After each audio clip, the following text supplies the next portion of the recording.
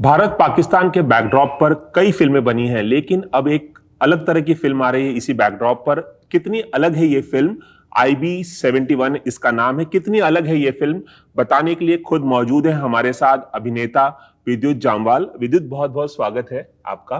विद्युत, आपने तमाम एक्शन फिल्म में काम किया है और IB71 में एक अलग तरह के एक्शन मोड में आप नजर आ रहे हैं। कितनी अलग है ये फिल्म, कितना अलग है आपका किरदार और क्या कुछ बताना चाहते हैं आप इस फिल्म के जरिए? कितनी अलग है फिल्म में इंटेलिजेंस ब्यूरो, हिंदुस्तान के खुफिया विभाग पे पहली फिल्म बन रही है। मैं जब भी लोगों को मिलता हूँ और अक्सर पूछता हूँ कि हिंदुस्तान के खुफिया विभाग को क्या बोलते हैं, कई लोग जानते नहीं। बहुत अहम था इस तरह की कहानी का जिक्र करना, इस तरह की कहानी का बड़े लोग जो बाकी एजेंसीज हैं वो उसी को खुफिया एजेंसी भी मानते हैं, जैसे कि इंडिया की बाकी एजेंसीज हैं। कंफ्यूजन रहती है लोगों को। जैसा उनको अगर अमेरिका को पूछा जाए तो उनको पता होता है CIA। जैसे मिशन इम्पॉसिबल फिल्म इतनी बार देखी है तो उनको पता है कि इंग्लैंड का ये है। हिंदुस्तान की थोड़ी क्लैरिटी नहीं रहती। सो इंटेलिजेंस ब्यूरो हिंदुस्तान का खुफिया विभाग है। It's one of the best in the world. इन्होंने एक मिशन किया था 50 साल पहले के करीब, जो आज भी दुनिया का one of the most difficult, सबसे मुश्किल मिशन की गिनतियों में आता है। बहुत इम्पोर्टेंट था इस तरह की फिल्म इस बारे में बताना। ऑपरेशन गंगा पर बेस्ड है बेसिकली। ऑपरेशन गंगा इस मिशन का एक अहम हिस्सा था। लोग जानते हैं उसके बारे में, मगर क्यों हुआ ये मिशन, क्यों 50 साल तक इसके बारे में बात नहीं की गई? अगर ये मिशन हुआ था जो ऑपरेशन गंगा के नाम से जाना जाता है, अगर ये हाईजैक हुआ था, सो कभी इसके बारे में बात कैसे नहीं हुई? अगर आप एक हाईजैक ट्रेन में बैठे हैं और आपके साथ हुआ है 10 साल 20 साल, आप बात तो करेंगे, आपके बच्चे तो बात करेंगे, क्यों नहीं हुई? इस तरह के एजेंट्स हैं ये खुफिया सर्विस के। IB ऑफिसर्स जो हैं इतने सीक्रेटिव होते हैं। सो इस तरह के लोगों के बारे में कहानी बताना, इनकी बात करना बहुत जरूरी है। विद्युत, पिछले अगर 10-15 सालों की बात करें तो भारत पाकिस्तान के बैकड्रॉप पर कई ऐसी तमाम फिल्में बनी हैं और लगातार बन रही हैं, और अब वेब शोज का जमाना है तो ऐसे कई वेब शोज भी आए हैं जिसमें इंडिया पाकिस्तान को लेकर, उनकी लड़ाइयों को लेकर, या एक दूसरे के देश में जासूसी करने को लेकर बहुत सारी ऐसे शोज बन रहे हैं। इसके बीच में एक और फिल्म का आना, इसे किस तरह से देखते हैं? क्या मानते हैं कि कैसे रिसीव करेंगे लोग इसे? क्योंकि अब इस तरह की स्पाई फिल्में काफी, उसका दौर काफी बढ़ गया है। मैंने बचपन में महाभारत देखी थी टीवी में। उसके बाद मैं जैसे जैसे बड़ा होता गया, मैंने फिल्मों में भी देखी महाभारत की। अलग अलग कार्टून वर्जन आए, कॉमिक वर्जन आए, इतने वर्जन आए। उसके कई सार हैं, उसकी कई कहानियां, उसके कई तरीके हैं, और कई कहानियां जिनके अलग अलग तरीके से समझाए गए। ये भी वही है। बट ये IB सीक्रेट सर्विस के ऊपर पहली फिल्म है। मैंने आज तक अपने करियर में एक रियल लाइफ इंसिडेंट पे कभी फिल्म पे काम नहीं किया। ये वो फिल्म है, ये अलग है।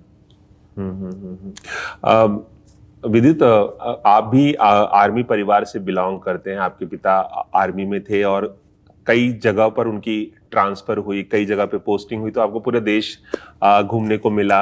एक आर्मी ऑफिसर प्ले करना, एक IB ऑफिसर प्ले करना, और एक उसी बैकड्रॉप से आना आर्मी के, इसके बारे में क्या कुछ कहना चाहेंगे? मेरे फादर आर्मी में थे और जिस स्कूल में मैं गया था वहाँ पे भी मैं एक आर्मी पब्लिक स्कूल में गया था। मेरे कई दोस्त हिंदुस्तान की, उन्होंने इंडियन आर्मी ऑफिसर्स बने और कारगिल में भी शहीद हुए। मेरे मामा अच्छा, एक हिंदुस्तान की बैटल में शहीद हुए थे। ये सब हमारे लिए, हम लोगों ने देखा हुआ है, मौतें हमने देखी हैं, और मेरे दोस्त, उनके पेरेंट्स, हमने ये सब देखा हुआ है। इस तरह के लोगों को मैं इतने करीबी से देखा है कि मुझे लगता था कि जब मैं इनकी कहानी सुनता हूँ तो मुझे हर कहानी की सच्चाई पता है। एक ट्रू इंसिडेंट पे कहानी है। मुझे लगता है कि मुझसे अच्छा इनको कोई नहीं जानता है। जो भी सच्चाई दिखानी है मैं दिखाने की कोशिश करूंगा, और वही किया। आपने कहा कि ऐसी लड़ाइयों में आपके रिश्तेदारों की भी मौत हुई है, दोस्त की भी मौत हुई है। कुछ इलैबोरेट करना चाहेंगे करगिल वॉर के बारे में या कोई और वॉर के बारे में? नहीं, इसमें इलैबोरेट क्या करना है? सब जानते हैं जो युद्ध हुए हैं उसमें कई लोग शहीद होते हैं, हमारे भी और दूसरे के भी, and it's a part of the game. अगर आप जब हिंदुस्तानी आर्मी ज्वाइन करते हैं, एयरफोर्स, मिलिट्री, नेवी, आपको पता होता है कि हो सकता है कि आपका बच्चा या आपका हस्बैंड या आपका भाई शहीद हो जाए, बट इस डर से थोड़ी कोई नहीं जाता है। और इन जो शहीदों की कहानियां, इनकी ऐसे बातों में बातें नहीं होती। उनके समय देना पड़ता है, इसीलिए फिल्में बनती हैं। बचपन में घर में कैसा माहौल था? एक आर्मी परिवार से बिलोंग करने के नाते मैं ये सवाल पूछ रहा हूँ, कभी आपके जहन में भी आया कि आप भी आर्मी ऑफिसर बने, या घर में किसी ने इंस्पायर करने की कोशिश की कि अगर 2-3 बच्चे होते तो एक आर्मी में जाता है और एक कुछ ऐसा और हुआ ना हमारे, तो सब हमें ऐसे ही होता है, हमेशा से ऐसे ही होता है, और पूरी दुनिया में ऐसा होता है। लोग एक दूसरे से इंस्पायर होते हैं, जो उन्होंने उनके माँ बाप ने किया होता है उनको लगता है उससे अच्छा किया जाए। हम सब वैसे ही होते हैं। फिर आपको मौके मिलते हैं कि और भी चीज़ें देखने की, और आपको लगता है कि आपके जो दोस्त हैं वो क्या कर रहे हैं, सो यू गो, आप हर उस पहलू से जाते हैं ज़िंदगी में। मैं भी गया हूँ और मैंने वो सब देखा है। और किस्मत भी ऐसी है कि जब मैंने अपनी पहली फिल्म की एज अ लीडिंग मैन, उसमें मैं कमांडो बना। सो माँ बाप का सपना भी पूरा हो गया कि तुम फौज में क्यों नहीं गए, अब मैं चला गया।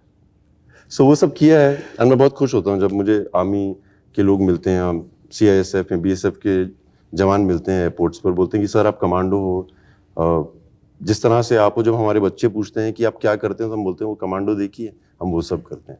सो मुझे बहुत गर्व होता है इस तरह के रोल करने में। पहले भी आप इस तरह का किरदार निभा चुके हैं आर्मी मैन का, और कमांडो सीरीज के लिए आप खासे जाने जाते हैं। बचपन में आप क्या बनना चाहते थे? क्या मैं बहुत अच्छा इंसान बनना चाहता था, मैंने सोच लिया था, बाकी तो मुझे पता नहीं। मैं बच्चे को नहीं पता होता है कि अच्छा आपको इंसान बनना क्या होता नहीं, है। ऐसा नहीं है। जिस तरह के माहौल में होते हैं, प्रोफेशनली मैं पूछ रहा हूँ प्रोफेशनली क्या बनना चाहते? बहुत अलग अलग चीज़ें। पहले मुझे लगा कि मैं डॉक्टर बनूंगा, जैसे हर बच्चे को होता है कि डॉक्टर, इंजीनियर, फौजी, air force, merchant navy, badminton player, javelin thrower, squash player, martial artist, ये सब सोचे। ये सब करते करते ना कई चीज़ों का आभास हुआ कि ये भी करना चाहता हूँ। बट मार्शल आर्ट्स के साथ जो सिलसिला था वो जोड़ के रखा मैंने, और मुझे लगा कि ये करने में मुझे बहुत मज़े आते हैं। पहले मैं स्टंटमैन था, उसके बाद मैं छोटे छोटे रोल किए साउथ में। उसके बाद मेरी प्रमोशन हो गई, मैं विलन बन गया। फिर थोड़ी और प्रमोशन हो गई, फिर मैं एक्टर बन गया। फिर अब थोड़ी और प्रमोशन हो गई, मैं प्रोड्यूसर बन गया। सो जितने भी काम किए बहुत मजे आए, और जो सोचा था कहीं ना कहीं इस्तेमाल तो कर ही लिया। ऐसी चंद मिसालें हैं कि स्टंटमैन से एक्टर बनना और एक लीड एक्टर बनना, उसमें से एक आप हैं। कोई किस्सा सुनाना चाहेंगे जब आप स्टंटमैन के तौर पर काम करते हैं? काफी रिस्की जॉब माना जाता है, और आज से 10-15 साल पहले उतनी टेक्नोलॉजी नहीं थी कि जब जो स्टंटमैन है वो अपनी सुरक्षा ठीक से कर पाए। इतनी जिस तरह की टेक्नोलॉजी अब आ गई है, क्या क्या बताना चाहेंगे? कोई इंसिडेंट बताना चाहेंगे? कोई खास किस्सा सुनाना चाहेंगे हमें? पहली बात तो मैंने स्टंटमैन, इतनी अच्छी किस्मत नहीं थी कि मैं एज ए स्टंटमैन अपना करियर शुरू करूँ। वो स्टोरी ज़्यादा इंटरेस्टिंग थी। मैंने थोड़े विलन के रोल किए थे, बट आज मैं स्टंटमैन की ज़िंदगी जीता हूँ, क्योंकि मेरे में क्षमता है कॉल्स लेने की कि मैं हर स्टंट कर सकता हूँ। सो जब मुझे आप लोग बोलते हैं ना आप हीरो बन गया, आज मैं ऑफिशियली स्टंटमैन बन चुका हूँ, क्योंकि मैं हर स्टंट अपने आप करता हूँ। मैं स्टंट डबल को कभी नहीं हायर करता हूँ। वो जॉब पे आता है मगर वो बैठता है, क्योंकि यही करने के लिए मैं आया था और मुझे यही करने में मज़े आते हैं। और अब मैं खुशी से बोलता हूँ मैं स्टंटमैन हूँ। यही किस्से हैं। मैंने दुनिया के बहुत अलग अलग टैलेंटेड लोगों के साथ काम किया है, अजूबे अनोखे लोगों के साथ। अगर आप उनको ऐसे बैठे हुए देखेंगे तो आपको लगेगा एक नॉर्मल आदमी है, बट अगर आप क्षमता जानेंगे, उसके दिमाग की नॉलेज जानेंगे तो समझेंगे कितना। सो मेरी किस्मत है ऐसे लोगों के साथ काम करने की, मुझे मज़े आते हैं। कोई उस दौरान कोई खास किस्सा सुनाना चाहेंगे जब आप एक्टर नहीं थे और इस इंडस्ट्री से फिर भी जुड़े थे, लेकिन एक्टर नहीं थे, बाद में धीरे धीरे आप एक्टर बने और इतने प्रोमिनेंट शख्स बने आप? कुछ उस दौरान का, जब स्ट्रगल का फेज चल रहा था, उस दौरान का कोई किस्सा सुनाना चाहेंगे? मैं परसों सेट पे था और मैं अपने दोस्तों से बात कर रहा था और उनको मैं बता रहा था कि मैं इजिप्ट गया था अपनी पहली फिल्म की शूटिंग के लिए। साउथ की फिल्म थी, उसका नाम था शक्ति। शक्ति। और उन्होंने मुझे बताया कि तुम 40 दिन हो गए इजिप्ट में। तेलुगु फिल्म थी, राइट? तेलुगु थी। हाँ। सो मैंने कहा यार ये तो कमाल हो गया, 40 डेज इन इजिप्ट। और उन्होंने जितने पैसे बोले मैं मान गया, क्योंकि मुझे लगा ये तो बहुत सारे पैसे हैं, और वो बहुत सारे उस समय के लिए थे। मैं इजिप्ट गया और जिस वैनिटी में मैं था, वैनिटी वैन होती है जहाँ पे आप कमरे में कपड़े चेंज करते हैं, और बहुत गर्मी थी बाहर, इजिप्ट में डेजर्ट है। सो मैं वैनिटी में था और मेरी वैनिटी में 6 और लड़के भी थे जो भी उस फिल्म में थे। सो मैं वैनिटी के बाहर जब मैं देखता था मुझे लगता था बाप रे कितनी गर्मी है, क्या किस्मत है मेरी, मैं एसी के अंदर बैठा हूँ। 6 लोग इतने से रूम में होते थे और मुझे इतने मजे आते थे क्योंकि मुझे लगता था क्या किस्मत है कि हम एसी रूम में बैठे हैं। मैं अभी खुदा हाफिज के सेकंड पार्ट की शूटिंग करने गया था और वो वैनिटी वैन थोड़ी बड़ी हो चुकी है अभी, और उसमें कम लोग होते हैं। बट उतनी एक्साइटमेंट जब मुझे तब थी, इस बार भी थी। सो मैं अपना किस्सा बता सकता हूँ, जब मैं स्टंट्स करता था और उनके साथ भी बैठता था, तब भी मैं उतना ही उत्तेजित था और आज भी उतना ही उत्तेजित, उतना ही मजे आते। उसी तरह से एंजॉय करते हैं जब आपने शुरुआत की थी और आप लगभग 15 साल बाद भी आप उतने एंजॉय करते हैं स्टंट्स को। मैं आपसे एक सवाल और पूछना चाहूंगा।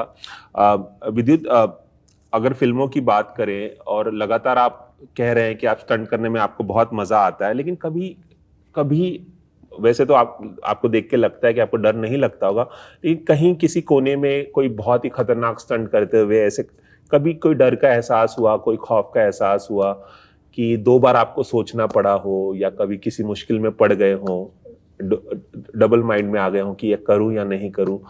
आखिर हम इंसान ही हैं, डर तो लगता ही है। हम आपकी वो शुरुआत में जैसे आपने बोला ना, आपको देख के लगता है कि डर नहीं लगता, मुझे सबसे ज्यादा डर लगता होगा, मुझे लगता है। अच्छा। मतलब जब भी मैं सेट पे होता हूँ मूवी के, और मुझे इस बिल्डिंग से इस बिल्डिंग के ऊपर जंप मारना होता है, यहाँ से यहाँ। तो जब मैं खड़ा होता हूँ वहाँ पे, सो मुझे बहुत डर लग रहा होता है, क्योंकि मैंने उससे पहले बहुत बार रिहर्सल की होती है। मगर ये अलग होता है, जब कैमरा ऑन होता है तो अलग हो जाता है। सो मुझे बहुत डर लगता है, और मैं अपने आप को, मुझे लगता है कि अभी मुझे नहीं हो पाएगा, मुझे रुकना चाहिए। ये हर बार होता है मेरे साथ। और फिर वो बोलता है कैमरा रोलिंग, और फिर मैं सोचता हूँ कि जब मैं यहाँ से यहाँ जंप मारने वाला हूँ, सो हो सकता है कि मैं ज़्यादा ओवर स्पीड कर जाऊँ और बिल्डिंग के इधर गिर जाऊँ, ज़्यादा स्पीड ना करूँ और यहाँ से टकरा के मेरा सर लग जाएगा। मैं ऐसे ऐसे सोच भी आती है। ये डर के अलावा वाली भी होती हैं। जैसे एक फिलॉसफी में स्टोइसिज्म बोलते हैं, जहाँ पे आप अपनी हर नेगेटिव चीज़ के बारे में सोच लें, और उसके बाद जब मैं बिल्कुल तैयार हो जाता हूँ, मैं सारे वो परम्यूटेशन कॉम्बिनेशन देख लेता हूँ कि ये चीज़ें हानिकारक हो सकती हैं। मैं उनका आभास कर लेता हूँ, उसके बाद मैं छलांग मार देता हूँ निडर होके, और वो हो जाता है। सो मेरा फॉर्मूला ये, हर चीज़ से डर लगता है, समझने लग जाता हूँ, समझ आ जाती है, डर छूट जाता है। कभी ऐसा हुआ सेट पे कि जो आपने तैयारी की थी कोई स्टंट करने को लेकर, कोई एक्शन सीन करने को लेकर, और वो पूरी तरह से गलत हो गया हो, इट वेंट ऑल रॉन्ग, ऐसा कभी हुआ है? मैं बुलेट राजा शूट कर रहा था तिग्मांशु धूलिया के साथ, और एक स्टंट था, एक एक्शन पीस था जहाँ पे मुझे स्टंटमैन को किक मारनी थी और उसको गिर जाना था। मगर जब एक्शन हुआ तो मैंने किक जोर की मार दी, और वो गिरने के बदले खाई में गिर गया। और जब वो गिरा तो एक मेरी नेचुरल रिस्पॉन्स था कि मैंने उसके पीछे छलांग मार दी, बिना सोचे कि वो खाई है। और अच्छा मैंने मार दी, क्योंकि मैंने उसका हाथ पकड़ लिया और हम दोनों नीचे गिरे और हमारा काफ़ी एक्सीडेंट बच गया। मुझे बहुत लोगों ने तारीफ की, तिग्मांशु धूलिया ने आके मेरे माथे पे चूमी कर दी और कहा कि तुम कमाल के आदमी हो, तुम्हें डर नहीं लगता। बट मुझे पता है कि डर लगने का समय ही नहीं था उस समय। मैंने देखा उसको गिरते हुए, मैंने छलांग मार दी। सबने बोला तुम बहुत निडर हो और बहुत दिलेर हो, और मगर वो सब ख्याल आए नहीं थे। मगर अगर आज मुझसे पूछा जाए तुम मारोगे जब, मैं नहीं मार पाऊंगा। सो ये सब चीजें। विद्युत, एक सवाल और पूछना चाहूंगा। आजकल ओटीटी का जमाना है, हर कोई ओटीटी प्लेटफॉर्म पे बहुत सारा कंटेंट देखते हैं, और दुनिया भर का हम कंटेंट देख सकते हैं। एक हमारा खास सेगमेंट है जहां हम स्टार से पूछते हैं कि आजकल वो क्या देख रहे हैं, चाहे ग्लोबल सीरीज हो, चाहे इंडियन हो, या कोई फिल्म हो ग्लोबल या इंडियन फिल्म हो, और क्या उस स्टार को पसंद आ रहा है। आपको क्या, आप आजकल क्या देख रहे हैं, क्या पसंद आ रहा है, और क्या रेकमेंड करना चाहेंगे हमारे दर्शकों को? वो व्हाट्स अ शो, नहीं यार, ये मैंने भी हाल ही में देखा है, वो 19 दिस अपरिचित Khurana in it, I think. अरे यार नाम नहीं आ रहा है। जुबली बहुत सही, मुझे बहुत मजे आ रहे हैं। जिस तरह से उन्होंने शूट किया है, जिस तरह से सेट्स बनाए, जिस तरह से कपड़ों पे काम किया है, जिस तरह से डायरेक्ट किया है, बहुत अच्छा। अपार शक्ति खुराना ने बहुत अच्छा काम किया, सिद्धांत सबने अच्छा काम किया है। लाइक जिस तरह से कास्टिंग की गई है, इसी तरह से करनी चाहिए। They should find actors who look the character, they should find actors who are talented. मैं जोड़ना चाहूँगा, एक्शन हीरो फिल्म्स का भी मोटिव यही है। जो मेरी प्रोडक्शन कंपनी है, हमें उन एक्टर्स के साथ काम करना है जिनको बहुत समय से जिनके ऊपर नजर नहीं पड़ी है, उनमें क्षमता है मगर उनको मौका नहीं दिया जा रहा है। सेम जब मैंने ये देखा, मुझे बहुत अच्छा लगा। I think everything is amazing. Jubilee के अलावा कुछ और रिकमेंडेशन खास? नहीं, जुबली मुझे भी बहुत पसंद आई, और 10 पार्ट सीरीज। एक फिल्म है, आप देख सकते हैं, मुझे बहुत पसंद है, वो झुंड। अमिताभ बच्चन जी हैं उसमें, कमाल की फिल्म है, देख सकते हो। मैंने थिएटर में देखी थी, मेरी फेवरेट फिल्म है नागराज मंजुले की। कमाल कर दिया, क्या कास्टिंग की है उन्होंने, जबरदस्त। उस लड़के को फिल्म फेयर अवार्ड मिला Filmfare है, Award मिला तालियां है। तालियां तालियां, बहुत सही है ना, वेल डन।